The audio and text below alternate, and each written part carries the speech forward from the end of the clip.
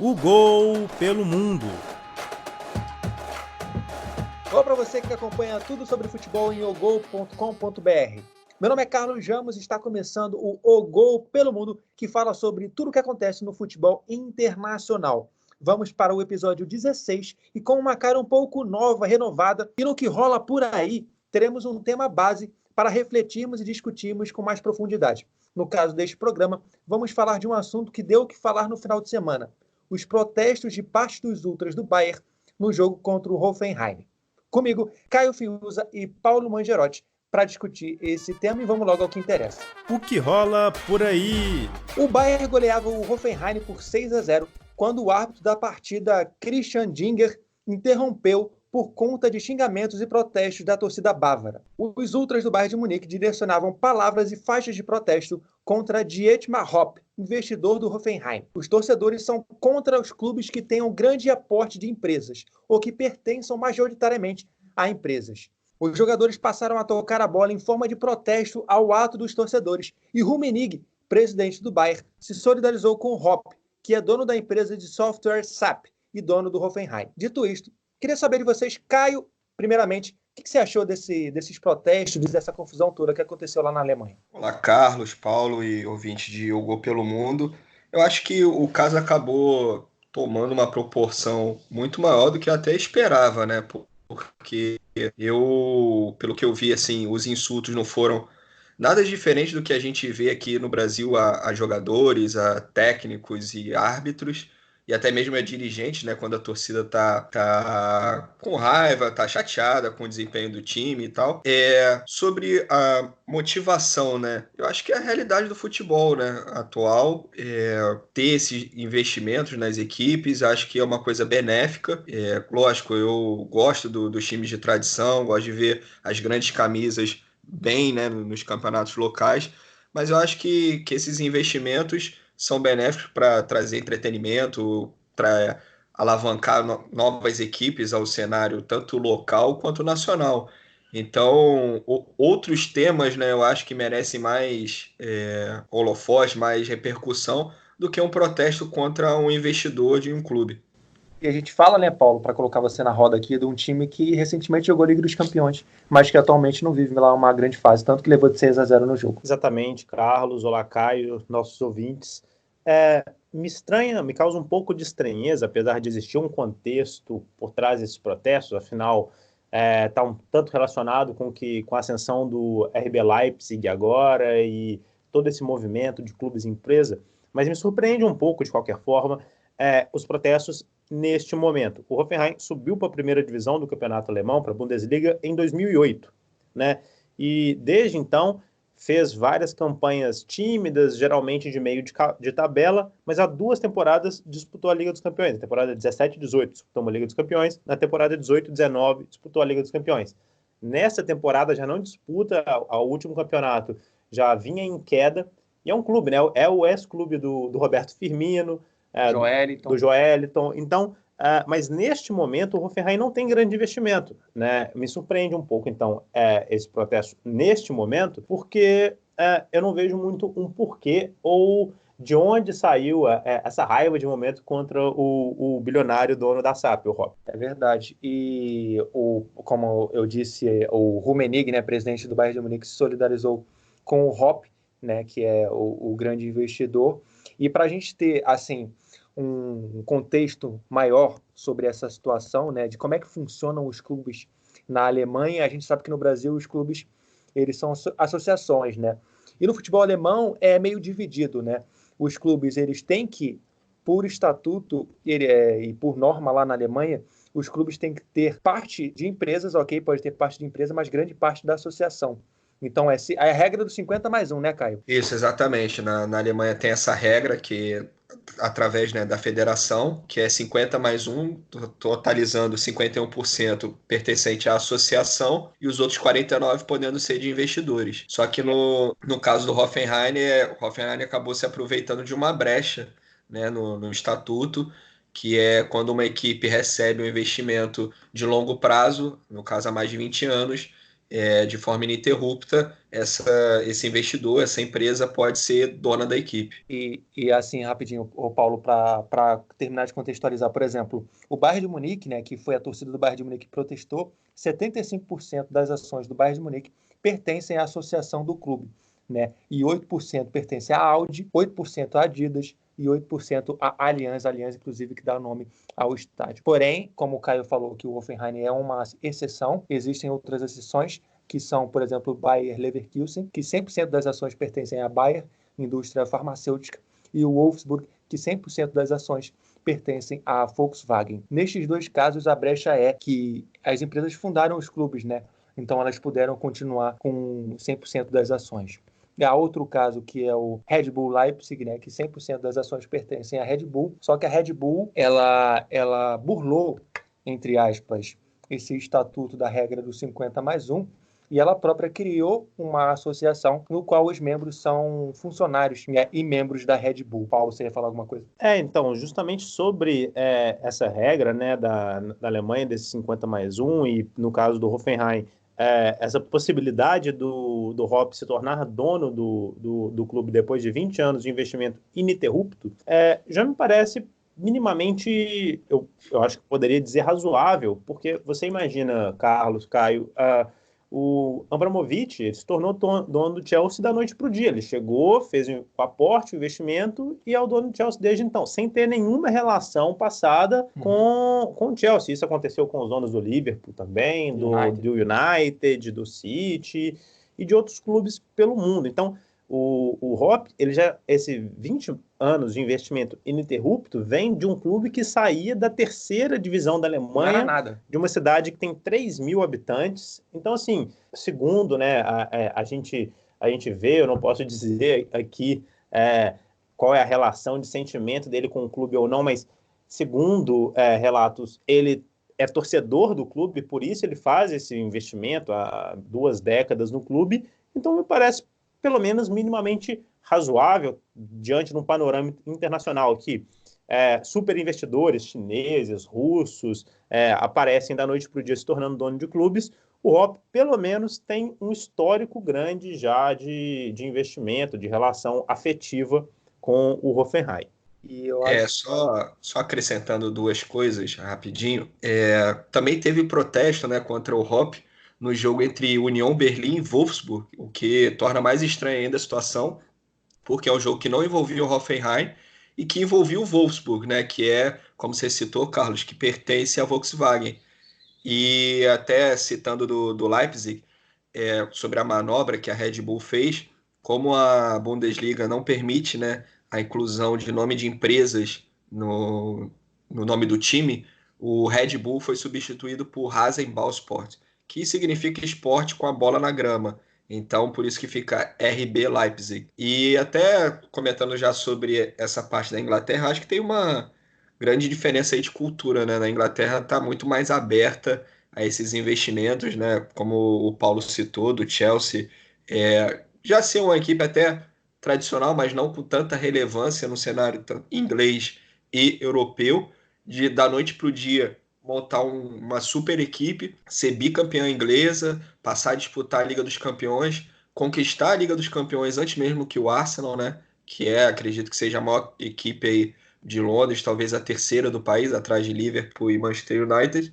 Mas na Inglaterra é muito mais aceito, né, esse tipo de investimento. E aí a gente tem que pensar também em até que ponto isso não é coisa de mentalidade evolutiva. Porque se a gente olhar para a história do futebol, no início do futebol, o futebol era amador, e quando ele passou a tentar virar profissional e virou profissional, muita gente resistiu a isso, né? Teve clube que, inclusive, não quis ceder e não quis se profissionalizar e acabou morrendo ao longo dos anos, né? A gente vê na história dos estaduais, tem clube que até venceu o seu campeonato respectivo, campeonato estadual, no início dessa história, mas depois não seguiu o profissionalismo e acabou fechando as portas e ofuscado ao longo dos anos, né? Eu queria saber até que ponto que isso não vai virar tendência no futebol mundial, né? Porque a gente vê que a Red Bull já chegou no Brasil e tem o Bragantino, a gente vê o Botafogo querendo montar um clube empresa, e é um assunto que já é discutido no Brasil há algum tempo. Até o momento a gente não chegou a ter de fato grandes clubes comprados ou se tornando empresas, mas talvez isso pode virar uma tendência de mercado. O que vocês acham? Só para fazer um contraponto, nesse caso do Red Bull, né, do Red Bull Bragantino, RB Leipzig, Red Bull Salzburg e etc., é que no caso específico dos RBs, eu vejo né, a minha visão é que é um pouco mais problemático, porque se muda o escudo se torna englobado ali com o emblema da empresa, se muda a camisa, se torna mesmo uma franquia, né, espalhada pelo mundo. Eu não sei qual o sentimento do torcedor do Bragantino, do Leipzig, do Salzburg quanto a isso. Talvez eles possam dizer melhor. Talvez eles se sintam confortáveis pelo fato do Leipzig, que não era um clube que disputava a Bundesliga, estar na Bundesliga e ter um clube da sua cidade para torcer na elite, o mesmo com o Bragantino, enfim. Só que na minha visão de torcedor, de jornalista, é um pouco mais problemático, porque eu acho que isso afeta um pouco mais o esporte. O caso do Leipzig muda a identidade, é diferente do que eu vejo no Hoffenheim, no Wolfsburg, no Bayern, que tem uma história por trás e não tem uma mudança da identidade do... Sobre o que você perguntou, Carlos, no futuro, eu acho que é inevitável, principalmente o futebol brasileiro, né, que mexe tanto com dinheiro, não só o brasileiro, mas como todos, né, você citou o exemplo do Bragantino, do Botafogo, tem mexido com tanto dinheiro, uma exigência cada vez mais de se tornar profissional a gestão, que eu acho que é um caminho já sem volta, que os clubes vão ter que olhar pro futebol já como um verdadeiro negócio, não só como associações sem fins lucrativos, e pensar já como empresas, como investimentos a longo prazo. Eu acho que algumas decisões que os clubes atualmente tomam, como demitir o técnico com pouco tempo de trabalho e acabar acumulando dívidas com eles, né, por rescisão de contrato, isso é uma coisa, para mim, que daqui a uns anos deve diminuir, porque acho que a gestão vai ser mais profissional. Então, para mim, é um caminho sem volta. Esse final de semana, inclusive, teve a demissão de um técnico na A3 do Paulista no intervalo. Então, para mim, isso foi espetacular. Isso... Espetacular, de uma forma negativa, né, Casuel? Diz bem o que é o quadro, o cenário atual, né? Exatamente. A gente tem no futebol europeu hoje grandes nomes de técnicos, né, que estão há anos fazendo os seus trabalhos nas equipes e até por conta disso nem cogitam assumir uma seleção, né? Por exemplo, Guardiola, Simeone, José Mourinho. Por quê? Porque esses treinadores eles querem tempo para trabalhar, para desenvolver sua metodologia. E sabem que nos clubes europeus existe esse maior profissionalismo, né? Até mesmo o Simeone e os outros técnicos argentinos, como Pochettino, sabem que principalmente na AFA, assim como na CBF, não vai encontrar essa estabilidade no cargo. E falando dessa gestão dos clubes, né, para continuar nesse assunto, a gente viu o Real Madrid, por exemplo, é um case interessante de gestão de clube, que ele fez uma reformulação grande ali na área de gestão, quando ele ficou tantos anos sem ganhar a Liga dos Campeões, por exemplo, e adotou um novo formato de gestão, né? Porque a gente vê os clubes brasileiros. Hoje em dia, no Brasil, muita gente adotou isso. Mas a gente vê, por exemplo, que todo mundo é amador, entre aspas, na diretoria do clube, né? O presidente, o vice-presidente e tudo mais. O Real Madrid, ele adotou um conselho formado por pessoas não remuneradas, e esse conselho gere, no caso da Pitacos, sobre todo um entorno remunerado, né? Todos os diretores, todo mundo que comanda a parte do marketing, a parte própria da diretoria executiva e tudo mais é remunerado. E só ficou esse conselho que é a parte que mantém o clube como um amador ainda, no caso de gestão. Basicamente uma ONG de corneteiros. Exato. Vocês acham que essa já não é mais a saída, como foi para o Real Madrid, né, que com o Florentino Pérez reformulou tudo e o Florentino Pérez criou um conselho gestor que geria todo enfim, a parte profissional com profissionais de áreas específicas, profissionais de marketing, profissionais de comunicação, profissionais técnicos, profissionais de finanças, enfim, nas diferentes áreas dos clubes. Vocês acham que essa forma de gestão também já não serve mais para o futebol e até esse conselho gestor, tudo deve ser gerido agora de forma profissional por uma empresa? Eu acho que pode ser uma solução, desde que, e aí falando especificamente no Brasil, né, que é onde a gente está mais perto, essas escolhas desses nomes para fazer a gestão seja feita de forma profissional, né? A gente vê no Brasil muito indicações políticas, é amigo de alguém, é parente de alguém, acaba assumindo cargos importantes, sendo que a pessoa não tem a competência para aquilo. O Real Madrid é um case, né, de sucesso com esse formato de gestão, né, até se equiparando em termos de faturamento e de valor de mercado próximo ao Manchester United, que é uma empresa, né? Então são duas formas para os clubes estarem de olho que são possíveis sim de dar retorno financeiro. Agora, para fechar esse assunto no que rola por aí do Hoffenheim e do Bayern de Munique, o jogo do Bayern de Munique acabou paralisado. O técnico do Bayern de Munique, os jogadores foram lá reclamar dos torcedores que estavam, no caso, protestando, e depois o Rummenigge, presidente bávaro, se solidarizou com o mandatário da equipe do Hoffenheim.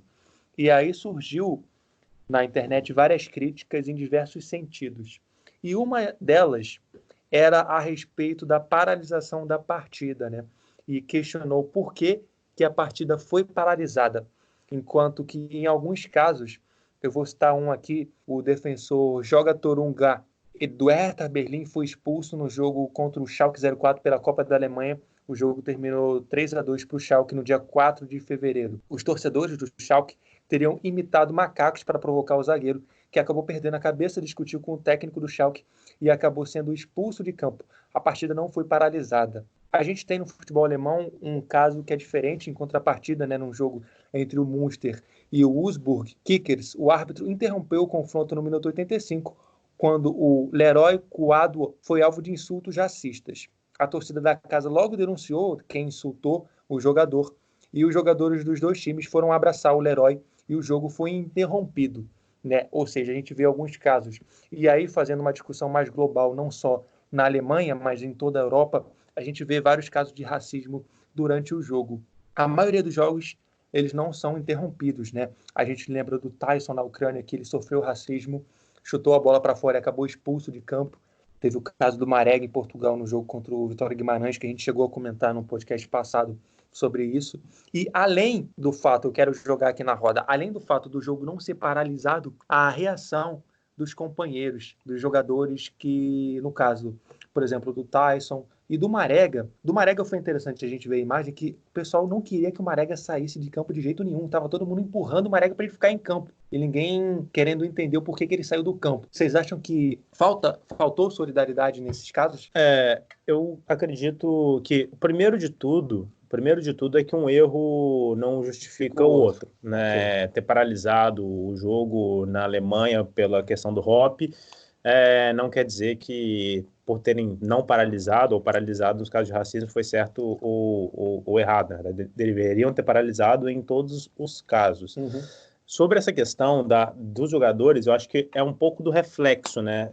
Os jogadores, eu acredito que foram reclamar, protestar contra a torcida como reflexo do árbitro que paralisou o jogo, principalmente os do Bayern de Munique, que estavam aplicando uma goleada de 6-0, né? E então, os jogadores estão ali, estão ganhando um jogo importante, o Bayern de Munique está brigando ativamente pela liderança da Bundesliga. Eu acredito que é um protesto dos jogadores, o tipo de reação dos jogadores é um pouco relacionado com isso. No entanto, isso não diminui o quão deplorável ou quer dizer que a gente não esperava menos que eles fizessem o mesmo nos casos de racismo. O quão omissos são nos casos de racismo, né? São duas coisas diferentes, mas eu acredito que essa atitude o Thiago Alcântara foi um dos mais ativos a reclamar com a torcida do Bayern de Munique, foi porque o Bayern de Munique estava ganhando, né? O árbitro parou o jogo e poderia prejudicar o próprio Bayern de Munique. O jogo, enfim, a gente não sabe quais as consequências estão previstas no campeonato alemão, mas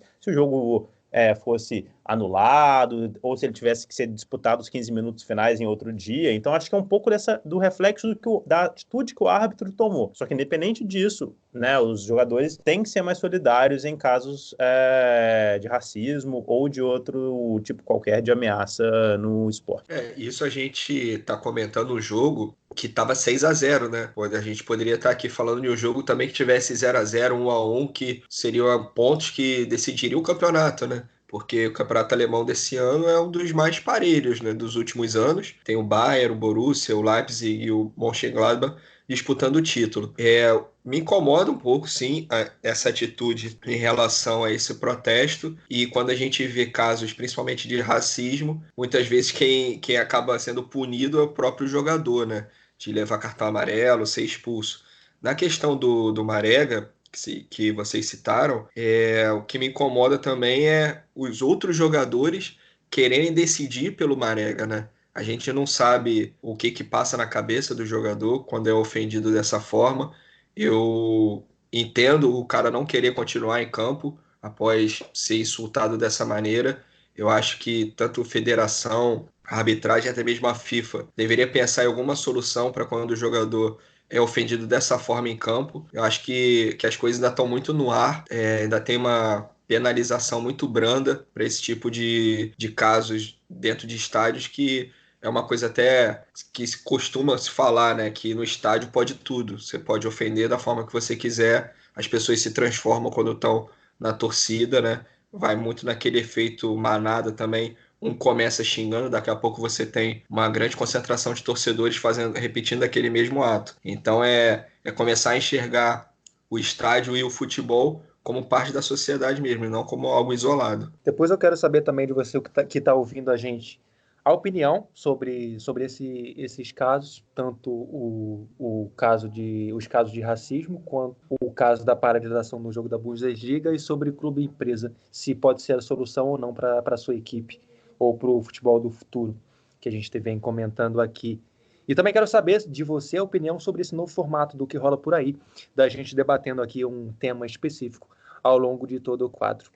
Depois do que rola por aí, a gente vai para o nosso próximo quadro, que é o Brasileiros pelo Mundo. E eu quero começar a falar aqui no Brasileiros pelo Mundo sobre um jogador que teve no Brasil recentemente, jogou muito pouco, voltou para a Itália e vem sendo titular, né? E eu queria colocar na mesa aqui esse atleta porque é um caso interessante. O Bruno Pérez, recorde-se, foi emprestado para o São Paulo pela Roma, fez apenas 8 jogos pelo Tricolor em 2019, foi encostado, depois repassado para o Sport na Série B e fez apenas um jogo em Recife. Ele voltou recentemente para Roma, encaixou uma sequência de 8 jogos e foi titular nas últimas 3 rodadas do campeonato italiano. Lembrando que o Bruno Pérez já teve uma grande passagem pelo Torino, mas já na sua reta final da passagem no futebol italiano, antes de voltar ao futebol brasileiro, ele já não vinha jogando muito. Vocês acham por que o Bruno Pérez não deu certo no Brasil e do nada já voltou a jogar na Roma? Será que ele não se readaptou ao futebol brasileiro? A gente, quando conversa com os jogadores, eles falam que precisam de um período de readaptação ao futebol brasileiro. Será que ele não conseguiu se readaptar ao futebol brasileiro? Ou houve alguma questão aí que ele não encaixou bem nos times mesmo? O Bruno Pérez, que jogou já 8 partidas desde que voltou para Roma. Primeiro, o Bruno Pérez, ele se vale, né, do ponto do Florenzi ter deixado a Roma, né, foi pro Valência, ambos laterais direitos, e abriu mais espaço no elenco para que ele pudesse entrar em campo, pudesse apresentar seu futebol. Mas é um pouco estranho, né, porque o Bruno Pérez, ele não é um pouco incoerente, assim, digamos, porque o Bruno Pérez, ele não é o lateral com o estilo do futebol italiano, é o lateral com o estilo do futebol brasileiro. Ofensivo, né? Ele é um lateral ofensivo, se destacou no Torino por ser ofensivo, fez um golaço que ganhou manchete do mundo todo, que foi uma arrancada de trás do meio campo, e realmente, assim, eu fiquei surpreendido, estou surpreendido pelo desempenho dele até aqui, mas não pelo desempenho dele nesse momento, mas eu fiquei surpreendido desde a época que ele deu errado quando foi para o São Paulo, porque naquela época eu mesmo julguei como uma grande contratação do tricolor paulista. Eu penso mesmo que o Paulo me surpreendeu ele não ter rendido o esperado no São Paulo, porque vinha de boas temporadas, né, como você citou, Carlos, na Itália, e a gente sabe que o futebol brasileiro acaba tendo um nível inferior ao italiano, e foi uma surpresa mesmo, surpresa negativa, ele não ter rendido por aqui. Mas é um lateral que eu acho um lateral de bom nível, um jogador que eu vejo que ele tem o nível para estar onde está, na Roma, que é uma boa equipe do Campeonato Italiano, ainda não está no mesmo nível de Inter e Juventus, até mesmo a tabela mostra isso, mas eu acho que ainda tem 30 anos, né? Ainda tem muito a dar ao futebol, acredito que ainda tem umas 3, 4 temporadas assim em alto nível. E a gente vê um caso também recente de um jogador que estava no futebol italiano e principalmente estava no futebol europeu há muitos anos e retornou recentemente ao futebol brasileiro e inclusive já teve aqui no podcast algumas vezes, uma vez num programa com a gente, que é o volante Sandro, né, que jogou no Tottenham, enfim, na Itália, também fez carreira, e ele está no Goiás. Ele, quando conversou com a gente aqui, falou que tinha vontade de retornar ao futebol brasileiro, logo em seguida acertou com o Goiás, mas até o momento, na temporada, o Sandro fez apenas 3 partidas, né, e aí jogou só 45 minutos em 2 delas e 29 minutos em outra. Então é um outro jogador aí que retornou do futebol italiano para o Brasil e até agora não se readaptou da melhor forma, né?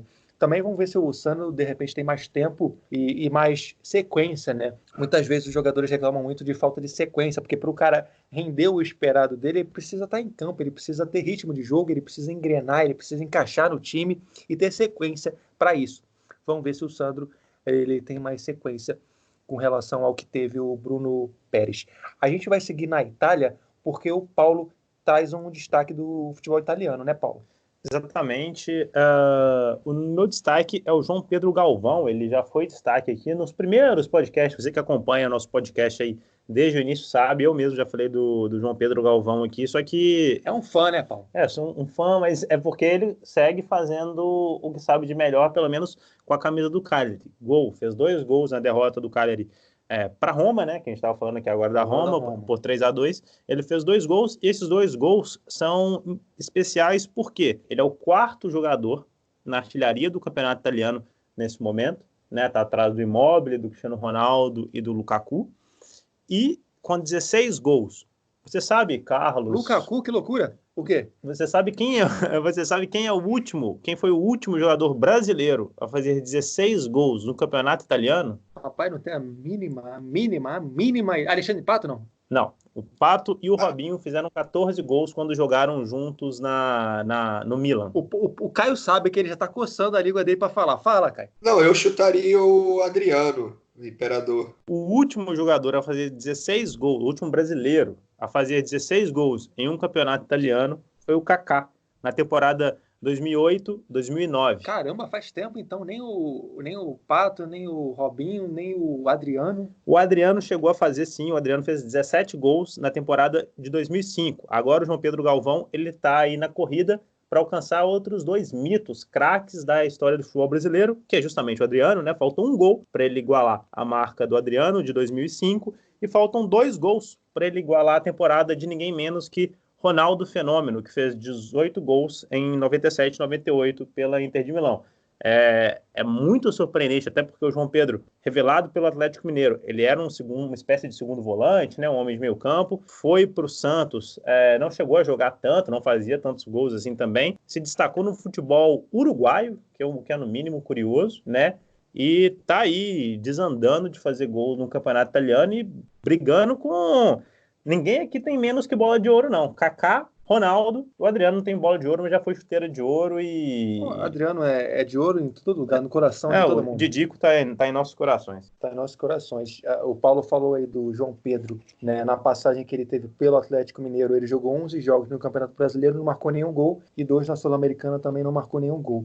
Jogou no Santos também 10 jogos e não marcou nenhum gol. E ele já vive a melhor temporada da carreira dele, né? Ele que já fez aí 17 gols na temporada em 28 jogos, né? 16 destes no Campeonato Italiano, como o Paulo falou. A melhor temporada dele havia sido na temporada 2015-2016, com 13 gols em 41 jogos. Então o nosso menino João Pedro tá voando. E Caio, por falar em tá voando na Itália, eu queria também abrir aqui espaço para falar de duas equipes que estão voando na Itália, né? Tanto a Lazio quanto a Atalanta. Eu sei que você é um conhecedor profundo, Caio, da Atalanta, que meteu 7 gols mais uma vez no final de semana, né, Caio? Exatamente. A Atalanta é o primeiro time, né, na temporada, e acredito que vai ser o único que aplicou 3 goleadas por 7 no Campeonato Nacional. A Atalanta ganhou de 7-0 do Torino, ganhou de 7-2, né, nesse último final de semana do Lecce, e ganhou de 7-1 da Udinese também.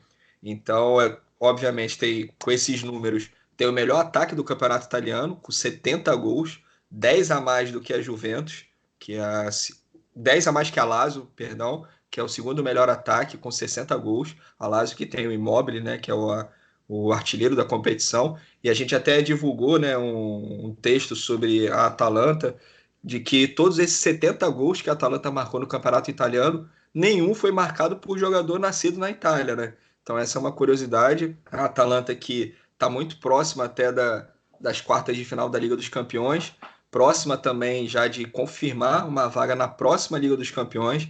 A Atalanta hoje tem 48 pontos em 25 jogos, na quarta colocação, e a Roma está em quinto lugar com 45 pontos, só que em 26 jogos. Então a Atalanta tem a chance aí de abrir 6 pontos em relação à Roma nessa briga direta pela última vaga na Liga dos Campeões. E eu queria colocar na roda aqui também a Lazio, que está aí atualmente na liderança do campeonato italiano. No final de semana, a gente sabe que por conta do coronavírus, o grande jogo aguardado na Itália, Juventus e Inter de Milão, acabou sendo adiado.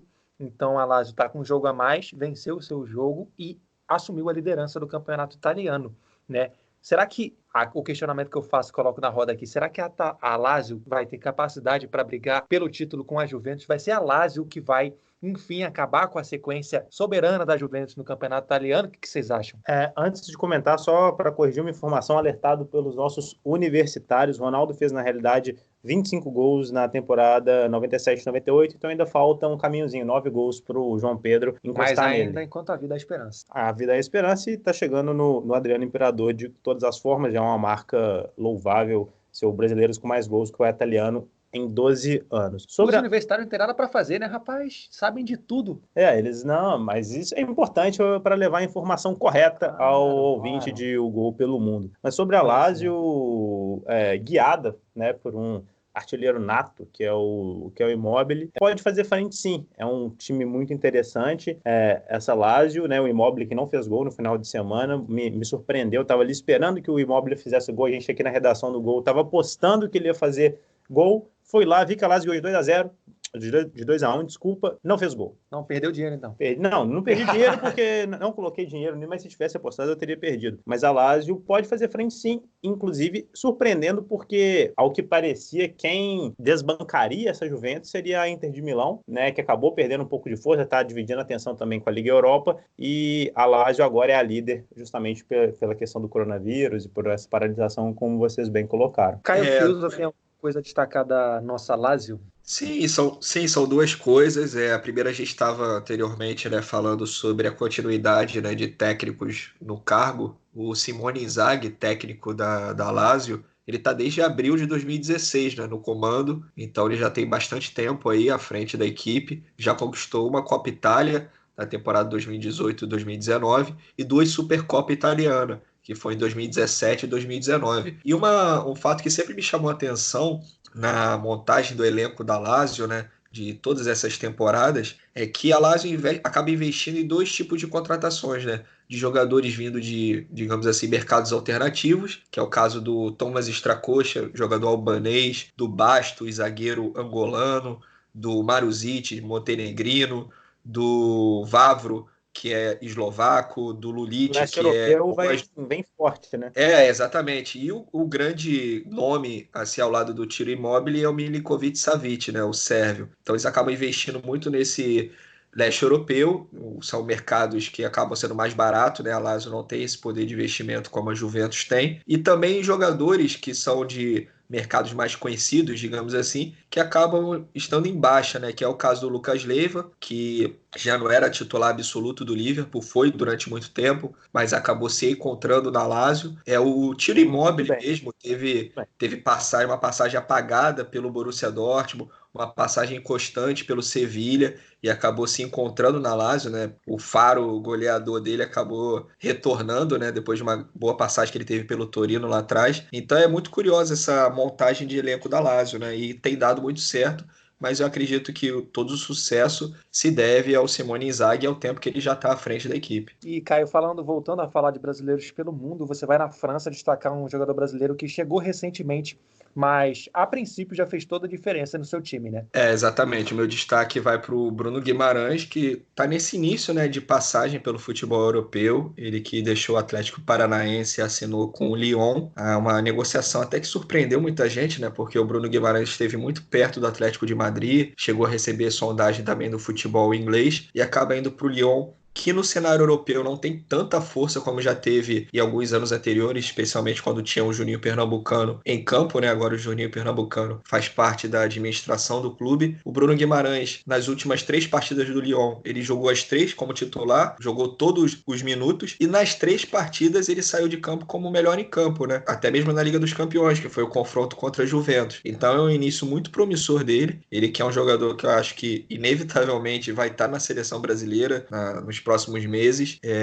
Na seleção olímpica já é praticamente certo, a não ser que o Lyon gere algum problema, né, com o Lyon para liberá-lo, né? Mas é um jogador de muito potencial. A gente viu isso no Atlético Paranaense, né? Ele comandando o meio de campo, sendo aquele jogador que muito se gosta de falar do box to box, né? Que aparece na parte defensiva, aparece na parte ofensiva. Então é um bom jogador do Lyon, uma boa aquisição da equipe francesa, que vem se recuperando no campeonato francês, né? O Lyon chegou a flertar ali com a zona de rebaixamento. Teve um início muito promissor com o Silvinho, que foi o primeiro técnico da equipe na temporada. O Silvinho teve bons resultados no início, mas depois teve uma sequência de derrotas, acabou demitido, e agora o Lyon já vai se recuperando, já está na 5ª posição do campeonato francês, 6 pontos atrás do Lille, que hoje estaria classificado para a Liga Europa, a última vaga para torneios continentais.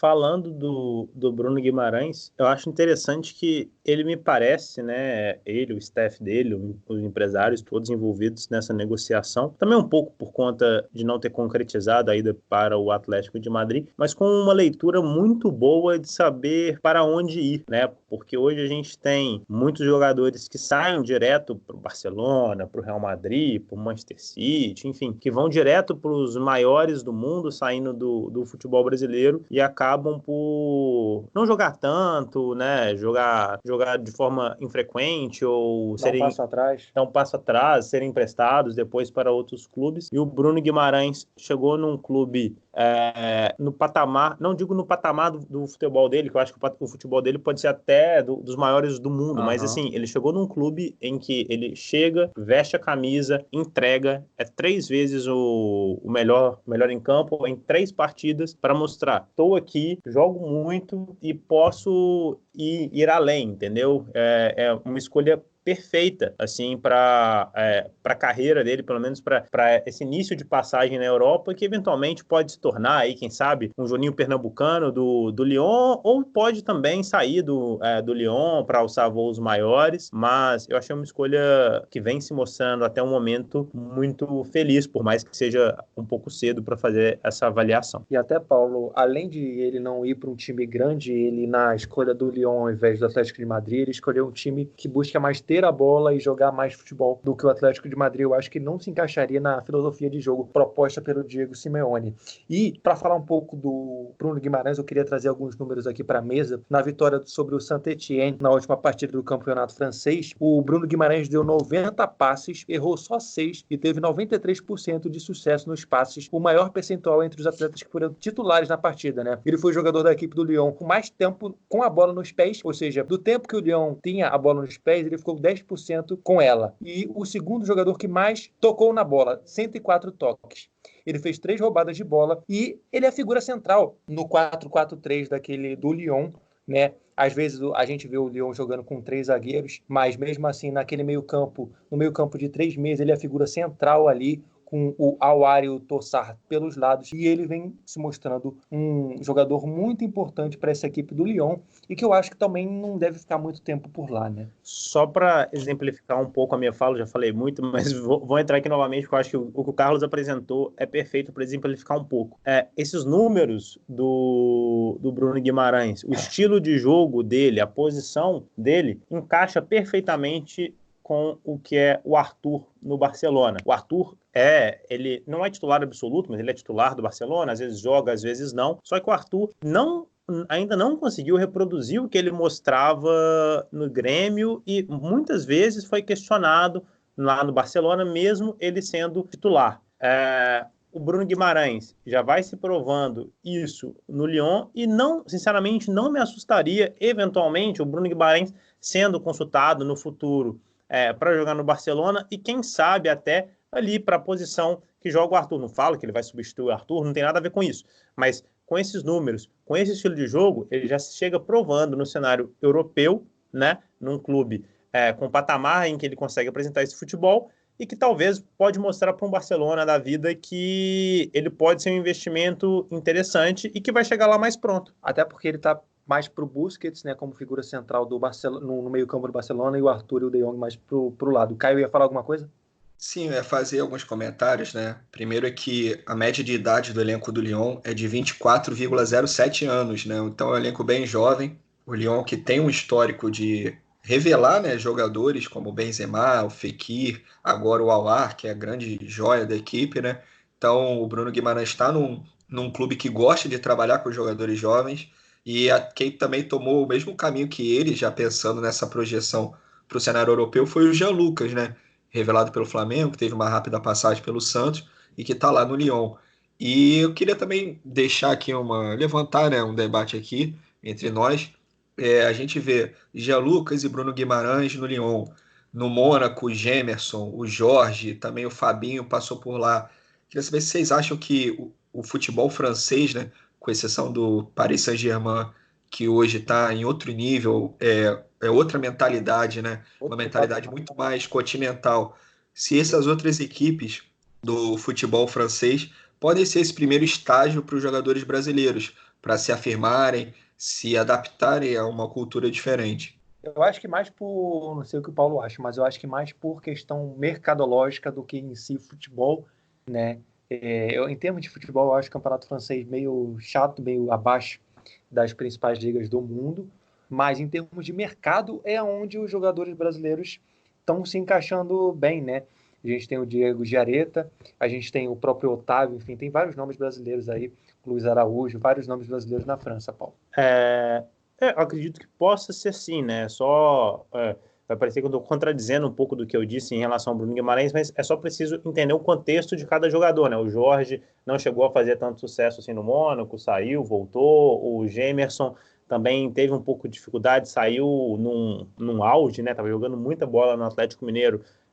Apesar de ser titular do Mônaco, nunca chegou a jogar tanta bola assim por lá, então não tem uma fórmula de sucesso, né? Na verdade, o jogador tem que conseguir se adaptar da melhor forma possível e apresentar o futebol conforme o ambiente apresenta para ele. Se conseguir encaixar como o Bruno Guimarães conseguiu, melhor, mas com certeza, como o mercado é um mercado atraente, sim, é menos atraente, obviamente, que as 4 maiores ligas, né? Alemanha, Espanha, Itália e Inglaterra, mas jogar um campeonato francês e se destacar, principalmente se for por um Lyon, por um Olympique de Marseille ou por um Mônaco, aí, vamos abrir até isso, acho que bacana, é legal, né? Mas também não adianta fantasiar que o jogador vai para o Nice ou para o Nantes e vai, enfim, conseguir um reconhecimento internacional muito maior do que isso.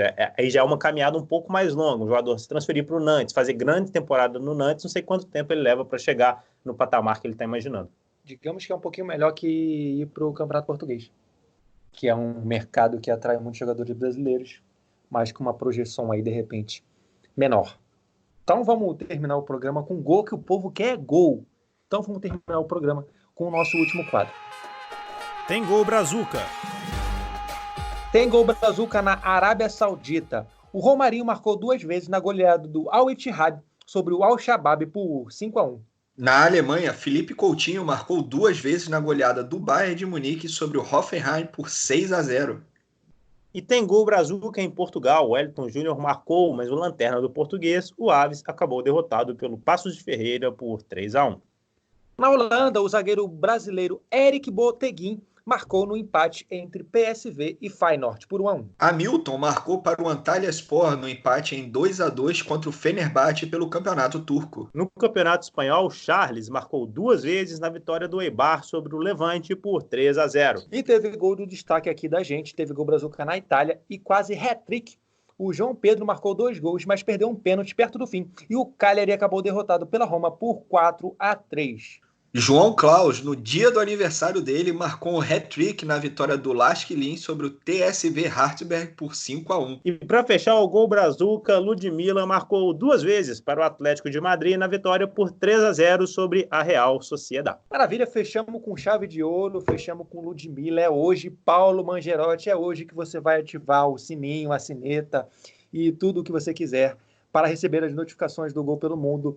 E para você ficar ligado, o que tem que fazer mais? Curte, compartilha, passa para a mãe, grupo da família, para a avó, os seus amigos. Se tu jogar no grupo da família, tua tia vai mandar para todo mundo. Com certeza, aí pede para os amigos, aí joga naquele grupo do WhatsApp de futebol que você participa, compartilha no Instagram, dá uma moral aí pra gente. Então, precisando, o Rian Gomes na próxima semana vai estar com a gente de volta, o Rodrigo Debrun também. Agradeço aqui ao Caio Fiuza e ao Paulo Mangerotti. O Gol pelo Mundo volta na próxima semana. O Gol pelo Mundo.